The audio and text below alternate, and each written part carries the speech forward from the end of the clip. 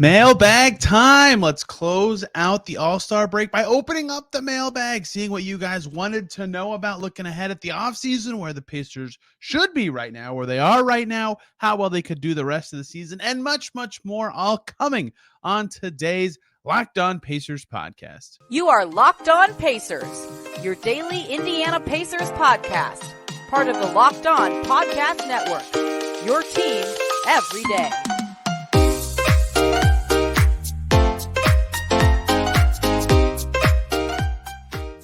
Welcome in to another edition of the Locked On Pacers podcast, where we, of course, talk about the Indiana Pacers. As always, my name's Tony East. I cover the team for Forbes and SI, and today we have a lot to get to because it's a mailbag day, closing out the All-Star break, just like many other team-centric podcasts around the NBA world, answering questions from listeners. What do you guys want to know about before the stretch run of the season? So we'll dive into all sorts of questions about the Pacers season so far and the rest of their season, their upcoming offseason, players to potentially target, the draft lottery standings, all sorts of things, including draft night trades on today's show. Thank you, everybody, for the last-minute questions. I was scrambling because I just got back from San Antonio, Texas on my usual yearly All-Star weekend trip. It is 2 a.m., so flight delays have made this a very delayed show, but thank you, everybody who was able to give me questions in the airport so that I don't look like an idiot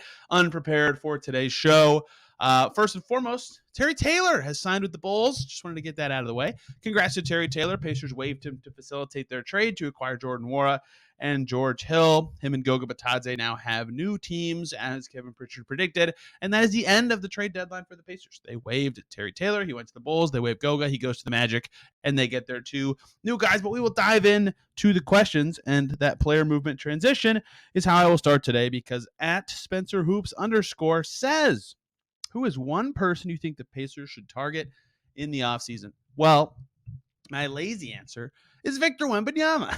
If you get any sort of chance to acquire Wembanyama, any single team should do it. If you didn't notice, the NBA media sphere has sort of dove in on him a little more recently. Brian Windhorst and Jonathan Givony from ESPN and Draft Express, who went to France and did a bunch of stuff on him preparing for the NBA draft. Jeremy Woo of Sports Illustrated also did a very in-depth piece about Wembanyama. It's like, this guy's 7'5". He makes Rudy Gobert look tiny. Like, I saw this thought about Wembanyama, and I'll get into more Pacers offseason targets in a moment, but the difference between Wembanyama and DeAndre Ayton's height is the same difference as DeAndre Ayton's height and Devin Booker's. Like, that is how giant this man is, who can also dribble and shoot and defend. And yes, of course, he's a very hyped prospect, but it looks like he could be one of the best prospects in a while. So he is one. Scoot Henderson is also one. But the draft is a lottery-based event. That's not fair.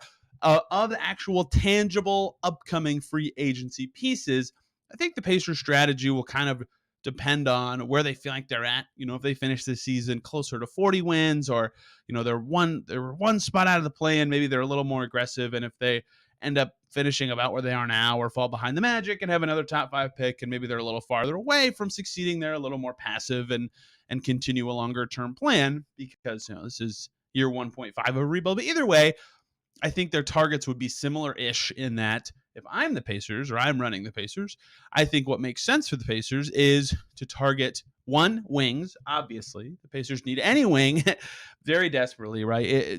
Their wings now: Nesmith, Duarte, Nwora, O'Shea Brissett is a forward. I guess forwards, but on top of wings. But no, they're all fine players. Nesmith especially has had a wonderful year, and all those guys could be something better in the future, and have had flashes of looking like they will be something special or good or useful in the future. But you'd still like more there in terms of solid pieces, or more youth, or more depth, or whatever, going forward. So any young-ish, 27 and under, maybe, you know, you extend your age range to Miles Turner's age, I would say, and say from there down, anyone who could play that position makes sense for the Pacers to sign. You know, Lonnie Walker, he signed with the Lakers on a 1-year deal in the offseason, right? He's kind of one guy that has long made sense to me as a Pacers target because of his age and position. He's not like the best player ever, but he's good, and he would give. It's not always about getting the piece right now. It's about seeing how someone at the right age or position and skill set fits with what you have. If they fit well, great, you try to keep them. If they don't, guess what? You don't have to. You're not married to them.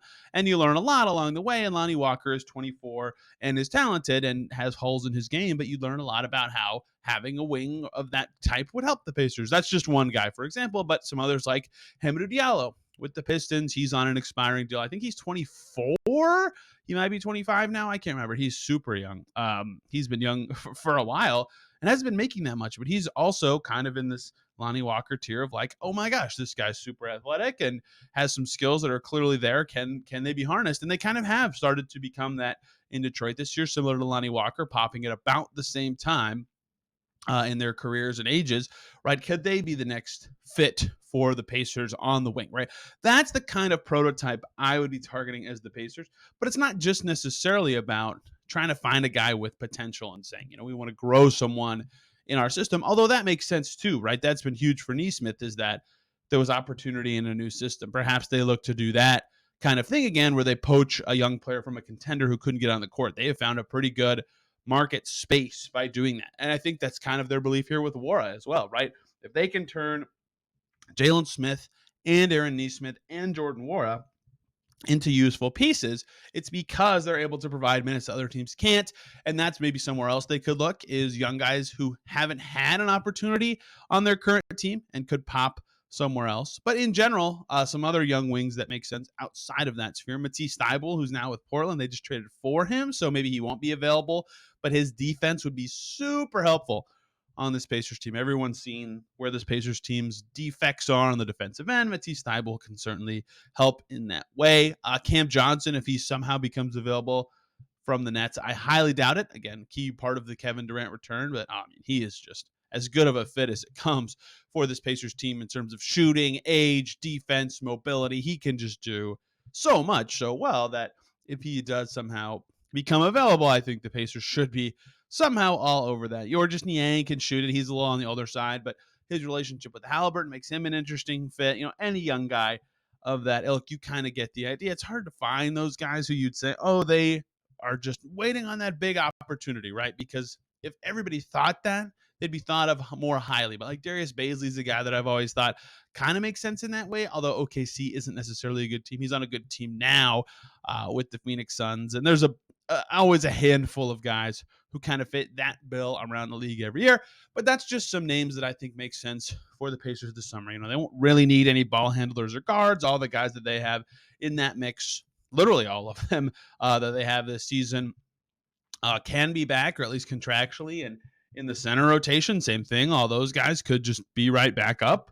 But on the forward spots, with James Johnson expiring, O'Shea Brissett's contract is expiring. Perhaps they look to fill, maybe George Hill's contract slot, or one or both of those forwards with other forwards who either fit their timeline or could squeeze into their rotation. Those are just some of the names that make sense, but it's always tricky with roster spots because this team has so many draft picks, which will be the subject of many of our upcoming questions. Last question of this first segment, it's on the Siller side. Thank you, Tim Rohrer, for mixing it up for me. He says, what is the best unconventional burger topping? I wanted to throw this in just because I just ate like a king for 5 days in Texas. Look, I don't know if this counts as unconventional. Mac and cheese is look, it's a cheeseburger, at that point, but it's a fantastic pizza, or excuse me, I just said pizza topping, burger topping. However, if you want to go really off the beaten path, goat cheese. Goat cheese is fantastic on burgers. I mean, it's, again, cheese on a burger. That's not crazy, but is fantastic. Honey, I really like honey. I like sweeter things to be mixed in there. Like what got me onto sweeter things on burgers is I had like a maple bacon one once and it was good. Honey's good on burgers, and I like potato chips on there as well. I think potato chips on sandwiches in general has been explored before, but that would be my answer to the unconventional Pacers toppings. So burger toppings. Can you tell that I'm trying to read the next question before we pivot to the next thing? In the next segment, we'll talk about what pick the Pacers could have in the lottery. Could they trade up into the top 1-2 of this draft with their capital? So much to come here on the Locked On Pacers podcast. Before we dive into all that, though, let me talk to you guys about PrizePicks. PrizePicks has the simplest concept. Do you think a player will score more or less than their projections? If you think so, you go for it on PrizePicks, and that's how you win. For example, will Luka Doncic have more or less than 26.5 points? Will Kevin Durant have more or less than 6.5 assists when he debuts for the Suns? That's PrizePicks. You pick 2 to 6 players. will they score more or less in their PrizePicks projection. You could have up to 25 times your money on any entry. No competing against other people. It's just you versus the projections available. And PrizePicks offers projections on any sport you watch, including NBA, NFL, MLB, college, you name it, they got it. You can make your entries in 60 seconds or less.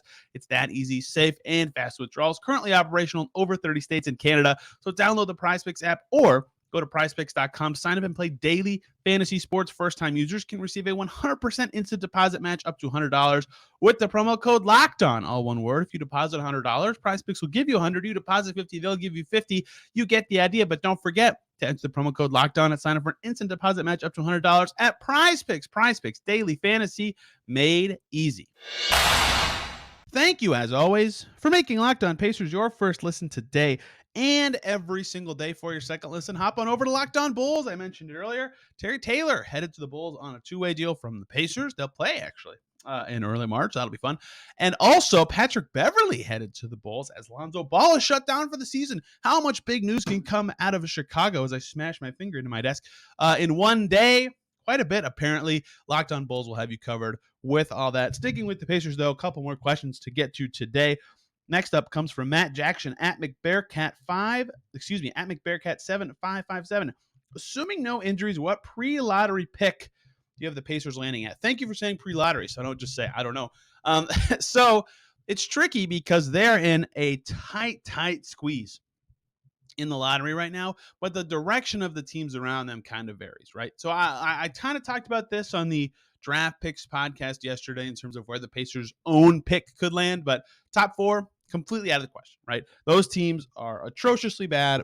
It's unreasonable to think they get close to where the Pacers could end up in the low to mid 30s. Like none of Charlotte, Detroit, San Antonio, or Houston are probably even going to pass 25 wins this year. The Pacers are already past 25 wins. So rule out the top four. And then this is an other side range for the Pacers. They're only 2.5 games behind Toronto in the East standings. They're 3 games behind Washington and Portland in the standings, and then Utah as well. All those teams are trying except for Utah. So I kind of think that it'll be hard for the Pacers to catch them, although the Pacers schedule is kind of easy. And then in between that group and the Pacers, you have Chicago, who is trying. They just, again, signed Patrick Beverley. They don't have their own first-round pick. They'd, of course, like to make the play-in. They have an all-star on their team. And the Lakers, who are obviously trying. They also don't have their pick, and they have LeBron James on their team. You get the gist there. So every team between the Pacers at the 6th pick right now and the Thunder, who are basically 500 at 13, are trying except for the Jazz. So can the Pacers hold off the Jazz? If so, 6th seems sort of likely, although it's possible the Bulls or Lakers end up worse than the Pacers. You know, all these teams have all-stars. The Pacers do as well, but even with the Pacers all-star back recently, they're still 2-8 in their last 10 and not playing particularly good basketball.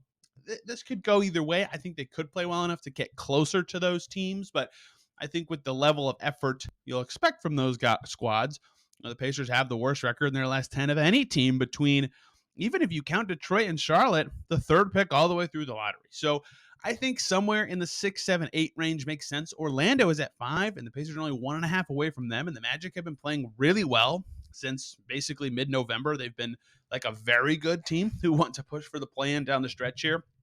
It's tough, but only 4 games away. They could do it.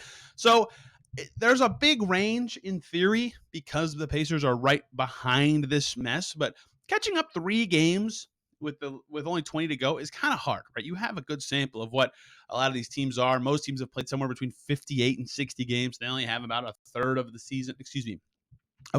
season to go. So if you made me just pick right now, I would say 6. I would say they still finish where they are, probably ahead of Orlando, but behind these other teams. But Chicago seems like a team that could go the other way. They've lost 6 in a row. They could jump, air quotes, the Pacers. They don't even have their own pick, though. So do they even want to do that? But everyone else seems like they've kind of found something. Toronto certainly has. They made a trade to get better. So did Portland. Washington's playing better. They're 6-4 in their last 10. The Lakers, of course, just got all their pieces. Like all these teams have something going for them that they don't want to mess up. So except for Utah. So I think the Pacers floor is probably like 8, and they could get anywhere from 5 to 8 as the season progresses. But that's going to be a fascinating thing to track. And of course, as we do on Locked On Pacers every single year, we'll do standings watch starting in March, looking at the teams that the Pacers care about with their own picks and the teams around them in the inverse standings to see how things are going, where things are trending for the Pacers as the season winds down. The other question I want to get to in this segment is from Gary Ottinger at GOttinger56, who says, is it a possibility that the Pacers might try to trade their top 3 or 4 picks for the number 1 overall pick in the draft? Do they have enough draft capital to get there? So this question is fascinating because obviously this draft might be unlike any other since, AD or LeBron or whoever you want to say, where it takes an unusually high amount of stuff to get number 1. It literally might not be possible to get the number 1 pick this year. Like whoever gets it in this lottery, it could just literally not be possible to give enough stuff to get that pick. From the suggestion of this question is the Pacers top 3 or 4 picks for number 1. Like that would be six. Let's just use their current position of those picks for ease of discussion. That would be 6, 26, 30, 31 for 1. I would say no to that for Wembanyama if I'm picking number 1. I'd probably say no if it was 3, 26, 30, and 31. If it was 2, Scoot's looking like he's going to be pretty good. Scoot Henderson looks like he could be good.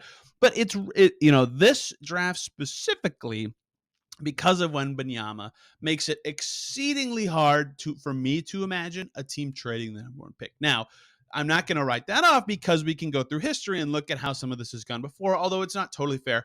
And it's interesting to look at trading up in the draft and how that works because it kind of varies from year to year as the market progresses. Like Donovan Mitchell, for example, he got picked 13th. Right, that's the second last pick in the lottery. He was traded for Trey Lyles, who at the time had a 2-year career and was a former lottery pick and had been fine. Right, I would equate his trade value at that time to probably like Chris Duarte's right now. Right. And then also the 24th pick. Those two things are what were needed to get to 13 that year. Now, the Nuggets also thought they had a guy they were going to get at 24, and that player was not there. But either way, that is kind of the value to get into the late lottery, which is a very good or at least pretty good looking asset player as well as a late pick. So, like, I don't know if Duarte plus Cavs pick is enough for the Pacers to get to 13, but either way, maybe so. And then to get into the top 5, it usually requires, a late lotto pick plus like 2 other firsts. Because again, the value gets higher and higher the farther up you go. Like just for example, Ousmane Deng, he went 11th this year to the Knicks, although was immediately traded to the Thunder. That at pick 11, reminder, in the most recent draft, 11, he went for 3 firsts. Granted, 2 are lottery protected and 1's top 18 protected, so they're not great first, but that's 3 firsts, right? So to move up even more into the first round after getting 13 would take even more. And then moving within the top 5 usually requires a pick just after the one that's being traded up for, and then another awesome pick. Like Luka went 3, he went for 5, and then 10 the following year, for example. I think that is the exact parameters of that trade. Markelle Fultz went for Tatum and another pick that was thought to be amazing. That Kings pick that ended up actually not being amazing, but you get the idea. It has to be another pick in the top 5 as well as another sensational pick. So like for the Pacers to, in theory, get up from, if they're at 6 to 1, it would take the 6th pick plus another amazing asset, which they wouldn't really be able to get unless they traded all their own stuff and, Duarte and all this. This is just facsimile value, not something I would necessarily do.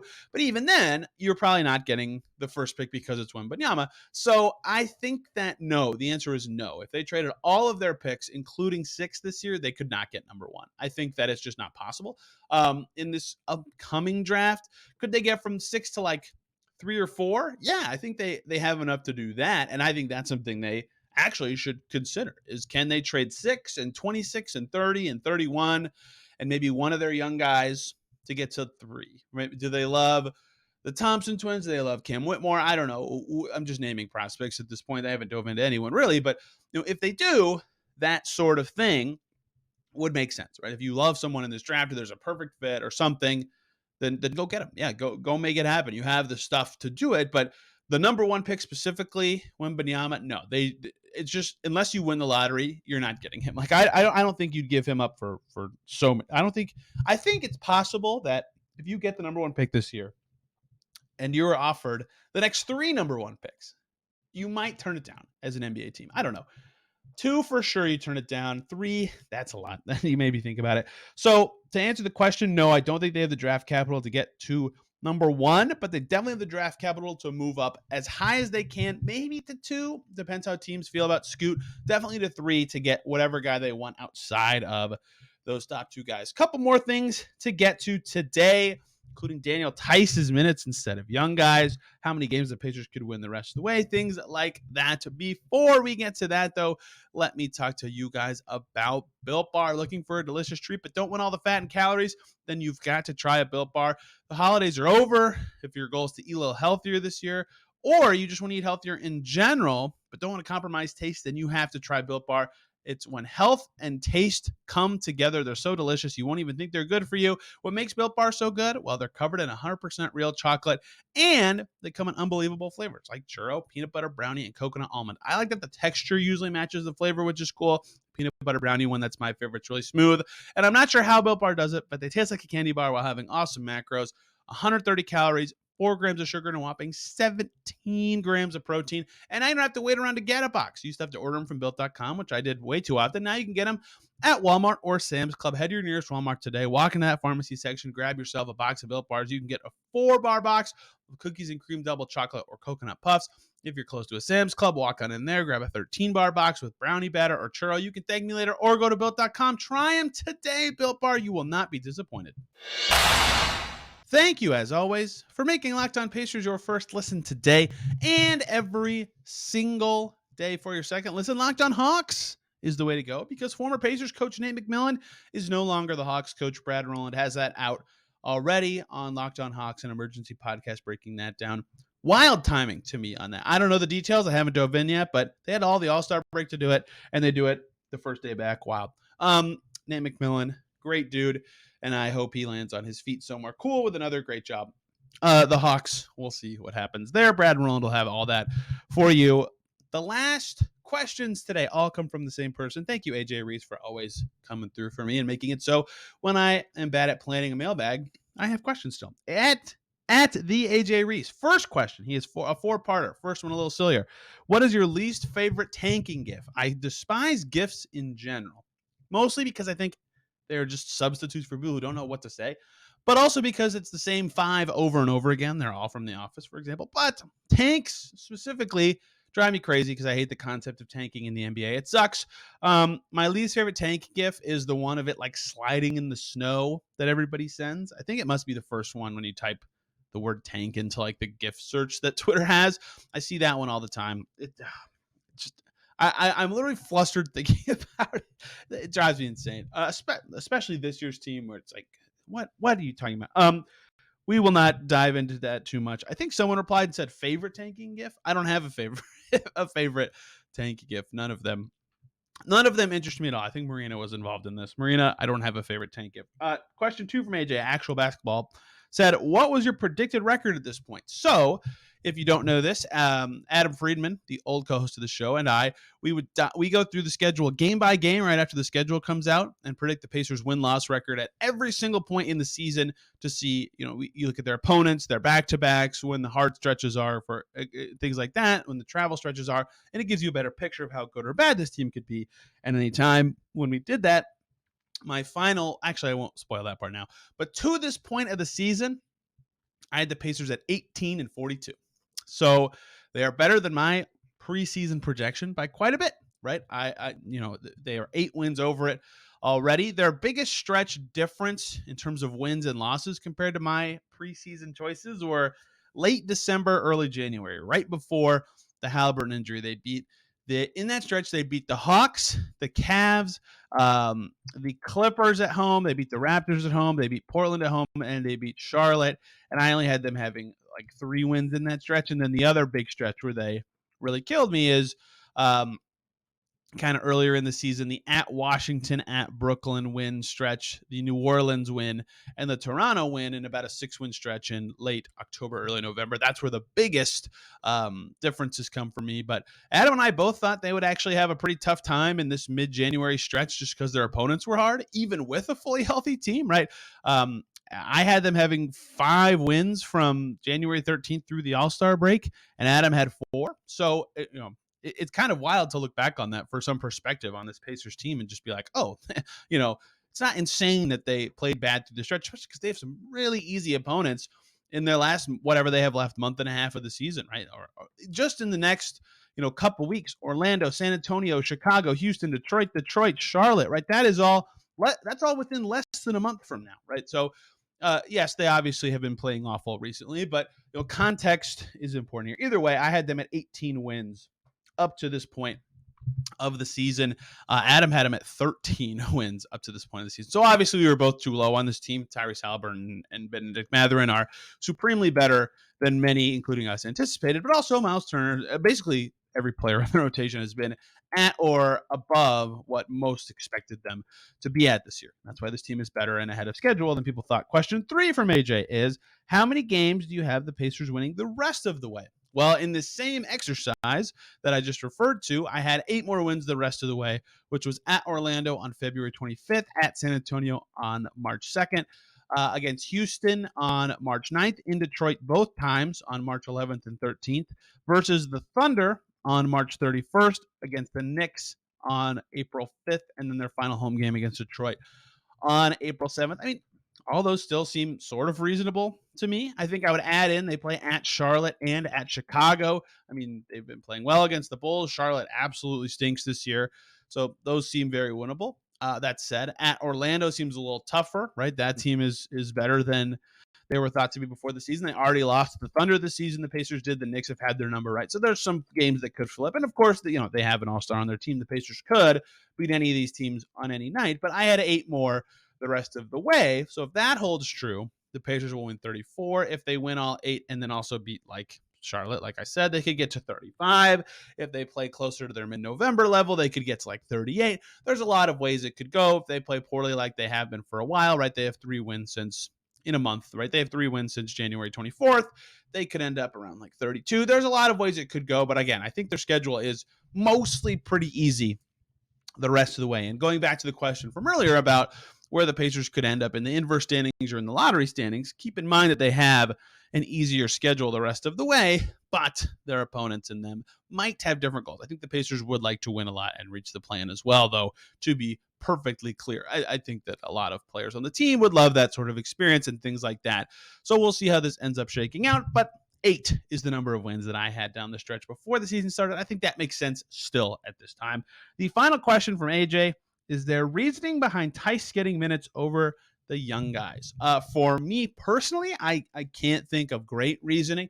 Daniel Tice is a quality play, right? I don't think he should be playing.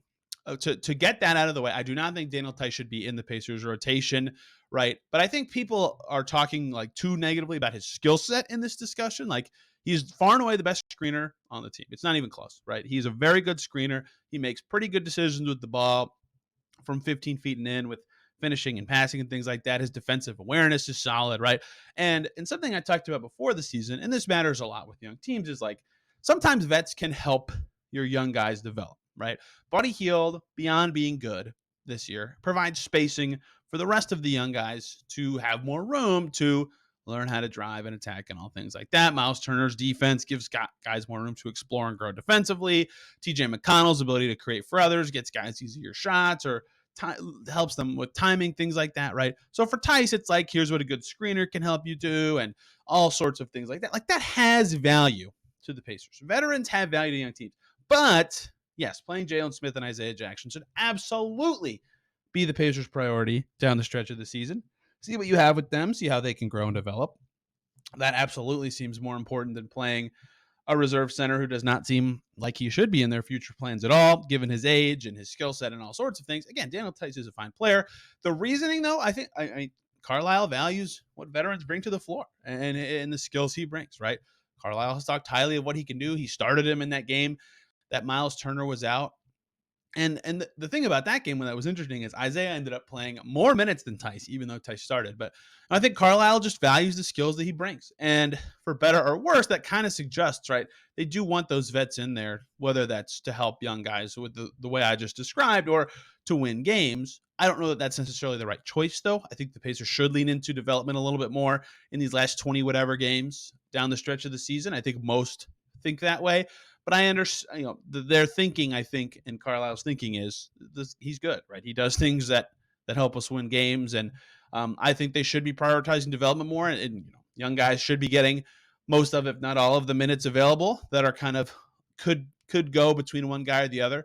But the thinking from the team appears to be slightly different than that. We'll see if that changes, though, as the season progresses, right? In the last month or so, if it's very clear that a playoff or play-in berth is not coming for a team, they often pivot and do other things. Perhaps when the Pacers have, maybe they come out of the gates really hot and that never comes, but if they have that realization at some point, perhaps you see way more young guy minutes and some tweaking to try to explore and develop some of these younger players. But we'll see.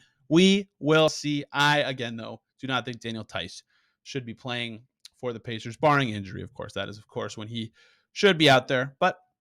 We'll see if anything changes post All-Star break on that front. Tomorrow, Mark Schindler is going to join us from Indy Cornrows and basically everywhere that covers basketball these days to kind of assess the Pacers season through 60 games and talk about, fittingly after what I just talked about with Tice, the Pacers' focuses for the rest of the season between development and winning and all sorts of discovery-related topics. Should be a really fun conversation. Love chatting with Mark when I can actually wriggle him free from his many other responsibilities. So looking forward to that. Thank you guys so much for listening, and we will see you tomorrow.